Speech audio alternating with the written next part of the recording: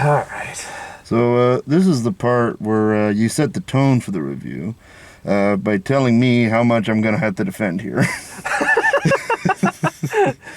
You know, Matt, there are some movies that remind me how much of a sap I am. Yeah. And then there are others that just make me feel like an asshole. Okay. This is the latter. Oh, boy. All right.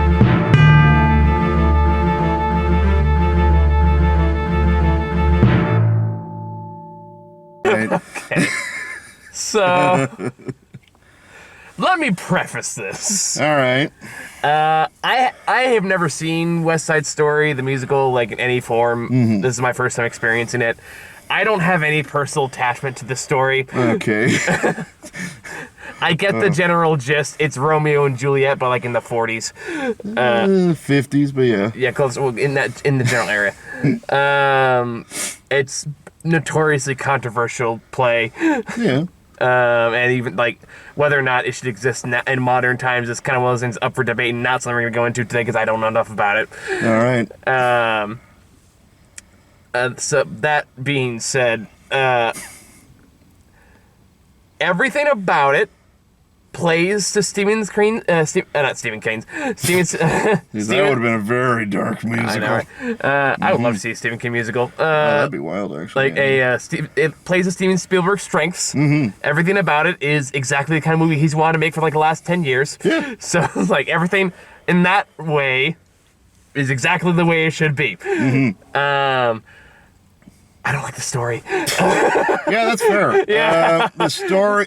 So we're gonna step into my personal biases. I'm gonna take this off. Yeah. We're gonna step into my personal biases for a second because Go for it, this is my mom's favorite musical, and it kind of grew into one of my favorite musicals Sure. too.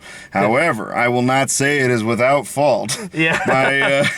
The story is probably there's probably the weakest aspect of the show, and I'm saying that in general, not just in this movie. Although I have some, not necessarily, like there's really one main difference that I want to. Well, I feel like I talk about it with every movie musical that's come out recently because they always change the script.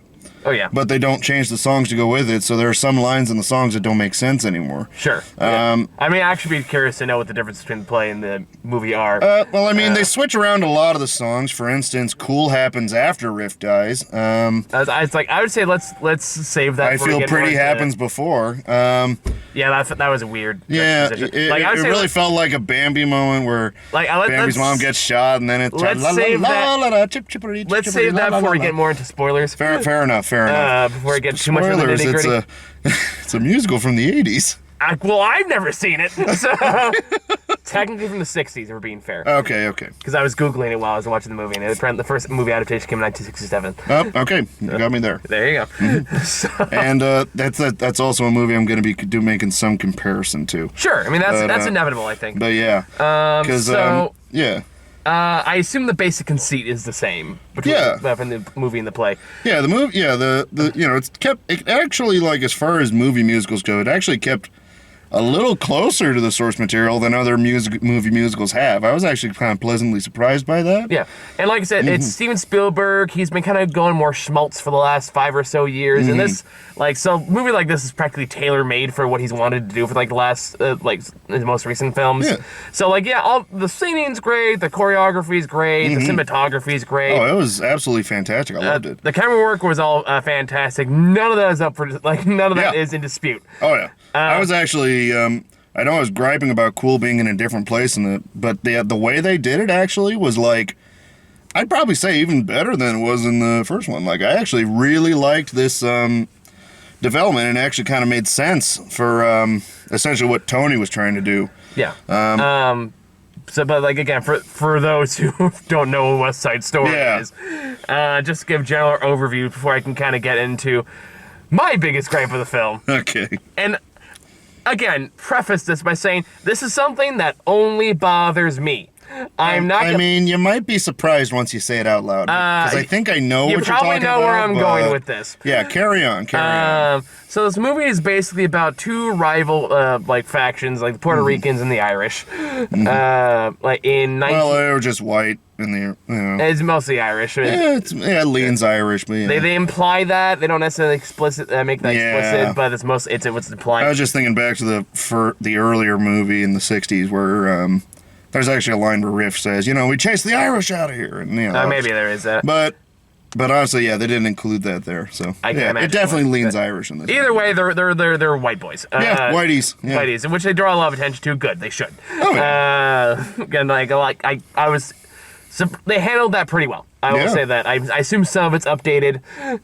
They did update some of it. And that, trust me, I'll talk about that later. Yeah, I'm sure we'll get into that. Anyway, what was the brother's name? Bernardo?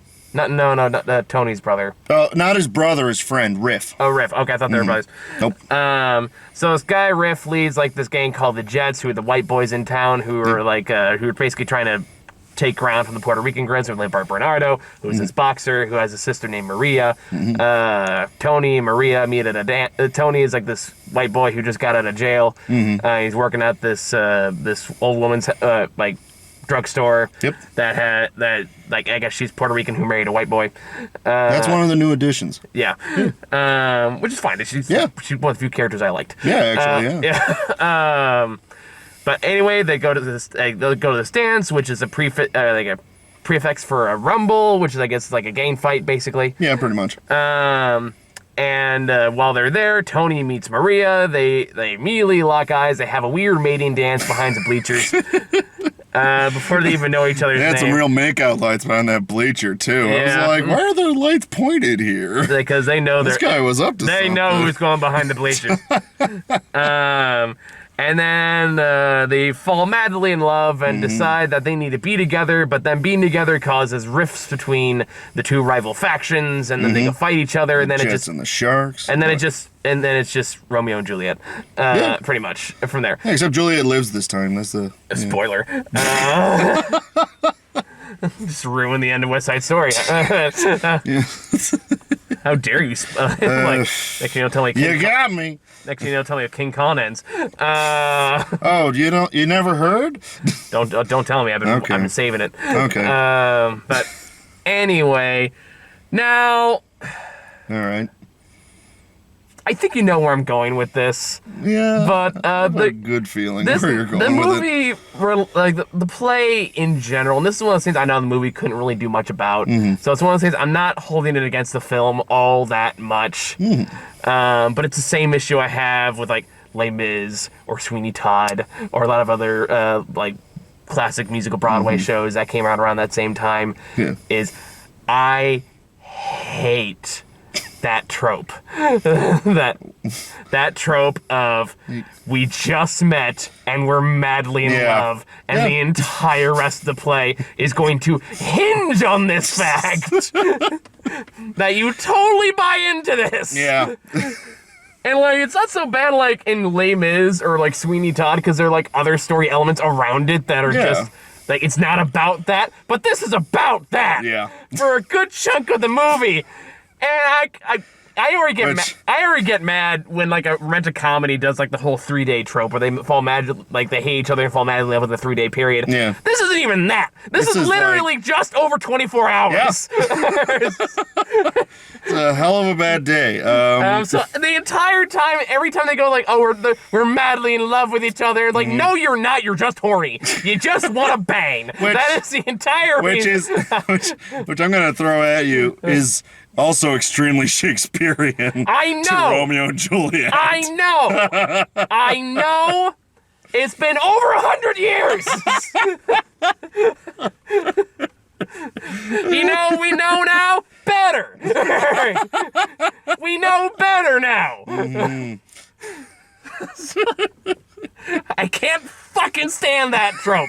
It pisses me off so fucking much. Okay. I fucking hate it. Because the entire time anyone has an overdramatic line or they're talking about getting married, and I'm like, you don't know each other. You just met yesterday. It than 12 hours. You fucking children. Yeah, pretty much. Just bone it out and then have a conversation. So by the time the climax back is like, I need to be with Maria, you literally know nothing about her. You have not asked her one personal question. Yeah. But, oh, she gets to listen to your sad sob story, white man. Oh, I'm gonna talk about that too, actually, because that was also an addition. In the show, like in the way it was originally staged, like okay, so this is something they added for the movie, is that Tony has this backstory where he was in jail for a while after nearly killing somebody. Yeah. In a similar rumble. Yeah, that was an addition. Like in the original, in the original draft of the show. Yeah, Tony was just like kind of stepping out of gang life and, you know, going straight. Like that was just kind of it. And that's kind of all we needed. So it's like one of those changes where I didn't really feel very much for it, but I wasn't necessarily against it either. Like I just kind of didn't really care about it. That's fine. I get what they were doing with it. Oh yeah. Like thematically in the whole. Yeah, thematically it actually does link pretty well. So like I see where they're going with it. I saw that coming in later. The parts that I was struggling with. By the way, I have to know first off, was that what you think I was going to be pissed about? Yeah, that's exactly what I thought you were going to be pissed about. Yeah. Yeah, that's, no, you're kind of correct on that one. It is the weakest aspect of the story. Kind of correct? I understand it makes no logical sense, but West Side Story is a more emotional play than it is a logical one. No. Yes. We're not going to go with that bullshit. Okay. Because like, it's been like over 40 years since the original. Yeah. All right? And I am going to say that like with the same thing with like Cinderella and all those other things, this is why we have unrealistic expectations of romance. It's not a whole like, oh, it doesn't make sense logically. No. People watch this shit and think like, oh, if I'm not in love with him immediately, that means it's not meant to be, and like, fuck that noise. Fuck promoting that as the ideal. It literally got people killed. I mean, maybe that's why it's not actually ideal, is because it got people killed. People still praise Romeo and Juliet, Max. Okay, fair. And this is literally just doing the same thing.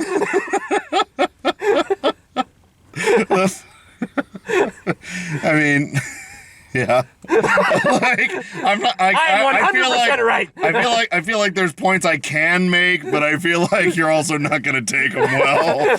Like there's stuff I'm gonna try to say, but you're already on top of my bullshit. I just calls it as I sees it, man. Let's call a spade a spade. All right, and we're fogging up the fucking cars. Okay. Unless you like. No, that's fine. I don't mind. I don't mind the cold. Yeah. So. Yeah. Continue. It's, you want to try? You want to go for it? Oh, Jesus, we're doing this now. Okay. All right.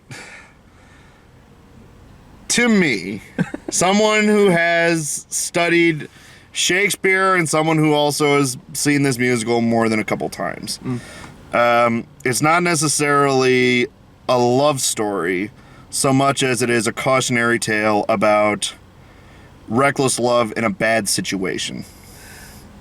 Like, it's that they fell in love so quickly, but also that they weren't entirely, they weren't safe about the way they loved. Like, the world around them was not, oh God, I'm about to sound really fucking corny right now, and I see your eyes. The world wasn't ready for their romance. No, it's partially that. It's partially just like there was already so much going on around them that they thought their love could fix it, but the fact is it was too big for them, and that was something that's kind of the tragic flaw of the play, or of those two characters in particular. I can see the logic behind that, and I could go with it if that was how it was framed. It's not. It is actively, openly not. Yeah. This is framed as 100% romantic. They are meant to be. They are soulmates. They are one. They say that explicitly multiple times. Oh, yeah. This is meant to be taken 100% legitimate. I was ready to buy into my own argument until there's a song in After the Rumble where Anita catches Tony stepping out of their fire escape. Anita is Maria's, I guess technically not sister-in-law, but might as well be a sister-in-law. Yeah. And Anita had just lost Bernardo. Bernardo was just killed. She already found out about it, and she is pissed to see Tony there, and she goes nuts. Okay. Can we talk about that for a second? Because that also kind of fucking bothered me. Okay. Which is also like, oh, I just found out you killed my brother. Let's fuck. Yeah. Okay, yeah, I have problems with that too. Yeah, it's, So, like, it's kind of like, part of me really wants to try to be all like, okay, you know, it's... There are lines. Emotions are hot and heavy, but also this is pushing it. That's. I mean, look, I know your brother not. was a fucking dick. And she's like, I know my brother's a fucking dick, but at the same time, he's my brother. You fucking killed him. What the hell's wrong with you? You said this fight wouldn't happen. That better be some goddamn good D if it's gonna get you to just suddenly move on from the fact that he just killed your brother. Yeah, that, like I said, the story is not the strong suit of this play. It is not well written. It is the most powerful D in the world, because not only does it get that, it gets her kind of sort of sister-in-law to go along with it too!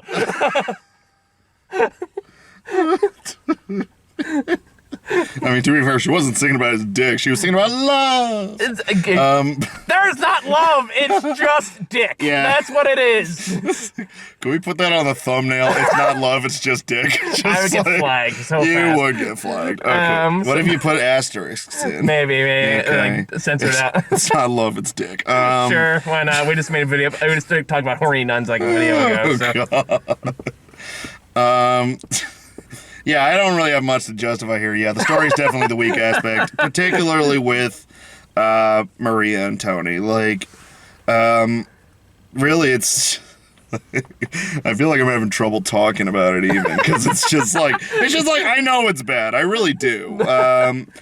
It was even bad when it first came out, the story, but that's not what people loved about it. It's more like the whole show, just like, cutting this, aside from the story, the music's fucking phenomenal. I love the music. The music's good. Like, again, that's not the parts in dispute. Yeah. I recognize everything around it is well made, but the problem is it leans hard into it, especially in the third act, and you have no choice. You have literally no choice but to be exposed to this terrible romance for the next at least half hour of the last half hour of the film. Yeah. And then it just gets weird. There's an almost rape scene that's super uncomfortable. Yeah, so I want to talk about that too. Yeah. Because that kind of happened. There's a lot of stuff in the movie that kind of happened in the show, but it wasn't as dark. Anita was harassed in the show. So they really she was harassed, but they didn't actually throw her down and start raping her. Like, that was that caught me off guard. I was like, holy shit. Yeah, that seems. I mean, I am deeply fucking uncomfortable. I'm glad I forgot her name. The lady who worked the drugstore. Yeah, I know you're talking about.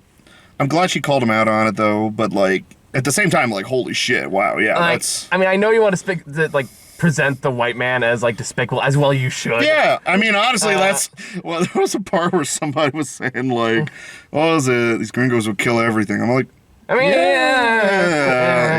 you gotta say.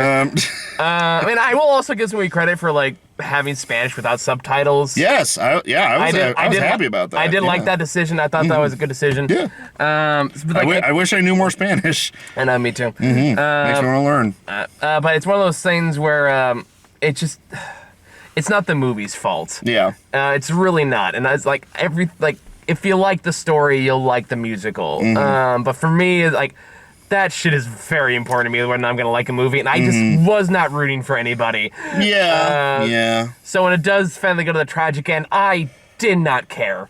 I was not at all invested, because all I'm thinking is, you're all fucking idiots. Who are literally killing people for someone you met yesterday. And I'm sorry, I'm not gonna get over that. Yeah. I can't do it. It is heavily romanticized. It is really leaned into super hard. It's kind of like people who like say like Joker and Harley are goals, and I'm like, no. Oh yeah. I can't stand people who say that. It's on that level for me. It's like, no, if you really think that, you're just stupid and horny. And yeah, and like, I mean, granted, those two things go together pretty well. They do. Yeah. And if the movie was a bit more self-aware about that, or like the play was more self-aware about that, then there was actually stuff in this movie that was more self-aware than the play was, but in like a good way. Like acknowledges once, like that the fact that like this is a little fast, don't you think? When the old lady's like, how about? It's like when the Tony is trying to say like, I want to be with. How do you say I want to be with you forever? And yeah. Yep. And she's like, how about we start with, can we get some coffee? Yep. Which is like, and that's it. That's the one line. And then the rest of it is gone. It never mentioned again. From that point on, it's true love. Yep. Yeah. Like, I can buy it in stuff like The Princess Bride, because the whole thing's played like, it's played. Yeah, it's played cartoonishly. Yeah, it's like, you can kind of get behind it then. This is played 100% straight. Yeah, West Side Story definitely takes itself super seriously. Yeah. But it did start taking itself more seriously in other aspects I was actually pretty surprised by. Okay. Pleasantly so. These are the changes in adaptation I liked. I'm gonna do my best to hit all the ones I spotted, but Let's make sure you do it fast because I don't have much battery life we had last. Okay, fair enough. Oh shit. Okay. Bernardo calls Tony out on liking his sister, like as if it's like sort of some kind of trophy for him. I thought that was an interesting call out. I was like, oh, I never thought about that before. I don't think that's ever been brought up before. They had a trans character in the musical, and that character was actually always there, but it was never so explicit. Gotcha. There actually, in the original show, there actually was a scene where one of the guys pulls that character's pants down. So that actually happened in the play, and they just make reference to it here. And it actually played the better decision. Yeah, it actually was a very good decision. I think that went over like really well, like surprisingly so. I was like, holy shit! Kind of wish he had more role in the movie. Yeah, kind of. Yeah, a little bit. But what was it? There was other stuff that I liked. What was it? The way the movie opened really caught me off guard, and I imagine it caught you off guard even more so. Where they decided to like put paint over like the Puerto Rican flag. Putting paint over a mural of the Puerto Rican flag, and you're all like, "Does this movie always start with a hate crime?" I'm like, "Nah, usually it just kind of starts off with general rudeness. It just starts off with some jets hanging around, and then some sharks show up, and then they have a dance battle over it, and then they fight, and then they play hockey. Yeah, basketball actually. Excuse me. I thought. The Sharks and the Jets, no? What? The hockey team? Oh, duh. Sorry. I gotta follow hockey more. I mean, those were just kind of among some of the few changes that I actually kind of liked that actually worked in the movie's favor. Like, it observed itself in a really mature way. And also like, I'm not a fan. I don't like rape scenes in movies, but, like, as far as the way this attempted rape scene was handled, I think I cannot speak for this particular aspect of things. They brought attention to it. It didn't go... It went pretty far, so I can't say whether... Like, that was one of those... It was actually, that's kind of one of those gray areas. I'm not sure... I'm not sure what I want to say about that one. It felt unnecessary. It felt a little gratuitous. Like, Anita was harassed in that part of the show, but, like, it didn't boil down to that. It went to, like, an uncomfortable degree. Yeah, a little bit. Sort of... what was it? There was another... I mean, a lot of the stuff is just kind of like detail stuff in general. You know what? There's actually one change I want to talk about. Is that this movie musical did something that they don't do a lot in movie musicals. Like, or at least they don't do it more than like a wink, but they actually stayed consistent with it. And that's that the rest of the world sees all the singing. That actually, I was surprised by that when it first happened when Tony was singing Maria. I just met a girl named Maria, and like the neighbors are getting annoyed with him, and I was just like, oh, okay, they're doing this joke again, ha ha ha. Oh yeah, he's such a weirdo singing in public. But they actually kept it going for the rest of the movie. I was actually pleasantly surprised by it. Those are always the songs that it's hard to do with that trope and not seem like a serial killer. Yeah, I mean, yes. It's like the one I actually saw this just earlier today with the Sweeney Todd adaptation. Yeah. Like, the one weird blonde dude. And how he gets his ass kicked. He's thrown outside and he looks out the window like hunched over and bleeding. And he's like, I see you. Like looking, he just wants to make a skin suit out of her. That song is extremely stalkery. Yes. Yeah, and they all songs like that are they? Yeah. There's always one in every play that does this goddamn trope. Yeah.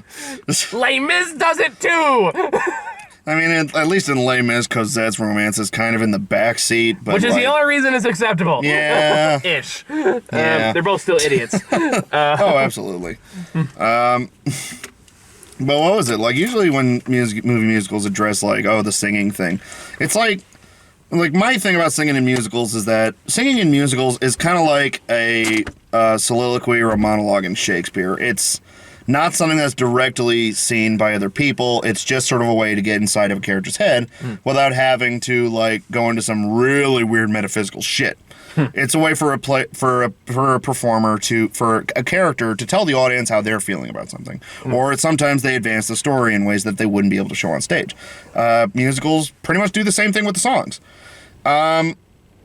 So it's I think it's good that they were consistent with it. I personally am not a fan of people addressing that they're actually singing in real life. I would rather just singing be kept in that way of yes, this is just for the audience rather than the other characters on stage. But I think it's good that they were consistent in their decision. I'm glad that they stuck to it instead of just having the he's singing in a neighborhood at night and someone's being grouchy about it. The one where Anita is singing in church about how she wants to screw Bernardo later got a laugh out of me. I like that. That was funny. And her friends were just like, what the fuck are you talking about? We're in church. Everyone in this movie is so fucking horny, and no one will acknowledge it. And this movie would have everything would have been fine if Riff, it was his name, Riff? Which one? The one on the... Riff, yeah.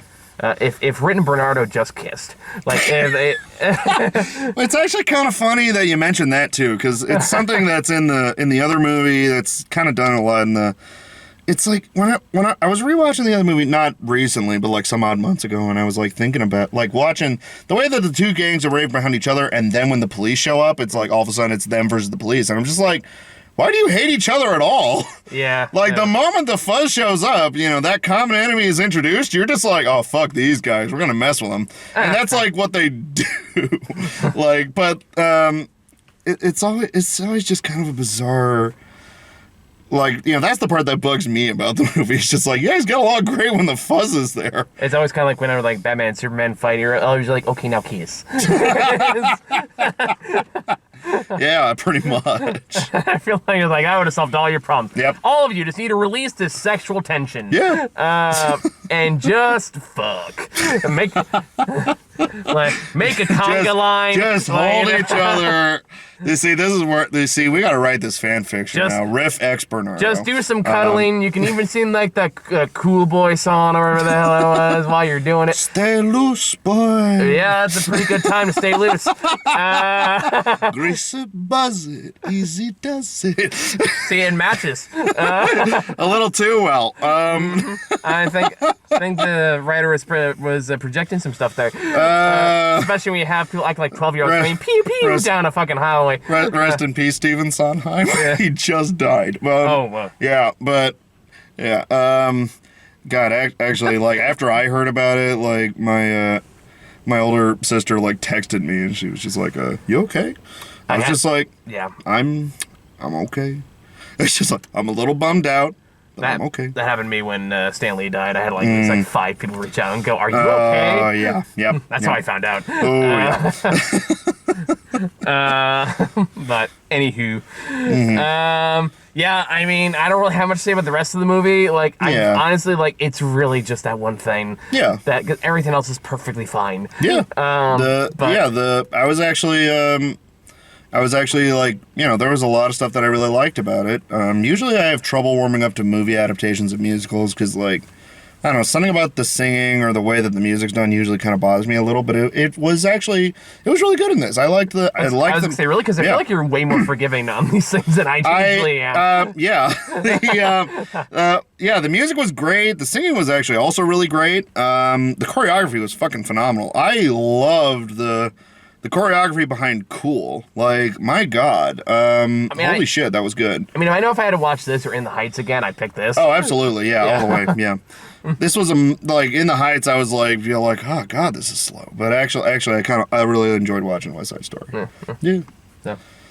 I mean, that's my rant. I definitely heard someone crying a few rows down from us, did, too. and that, like, honestly, that kind of made me angrier. I was just like, I wanted to, like, they've known each other for There's a like day. a piece of me that's just kind of enjoying the scene, and I hear this person crying, and I was like, oh man, yeah, they were hella into this. And, you know, there was a point in the final scene where I was just like, yeah, this is kind of soap opera-y.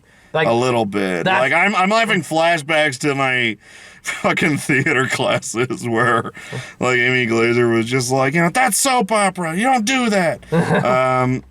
Well, like, that's the problem, though, Matt. Yeah. That's the fucking problem, is they aren't getting the cautionary tale. They're getting the romance part. They're getting the unhealthy expectations. Yeah. That's my issue with this shit. That's always been my issue. And yeah, I agree with you. Yeah, it's weak. Like it's I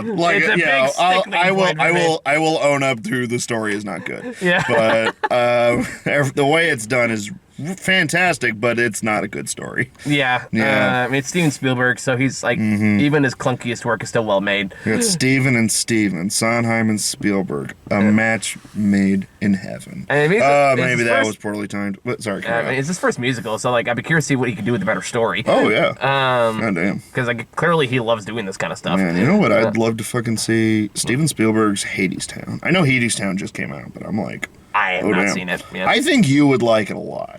I've seen clips every now and again. Okay. So I got like a basic idea of what it's about. Yeah. But not much beyond that. Okay. I still want to see it. I've only heard the music and I'm like in love with it. Yeah. Oh yeah. Alrighty. Well. Yeah. Okay. I think it's all we. Do you got anything else you want to cover for this?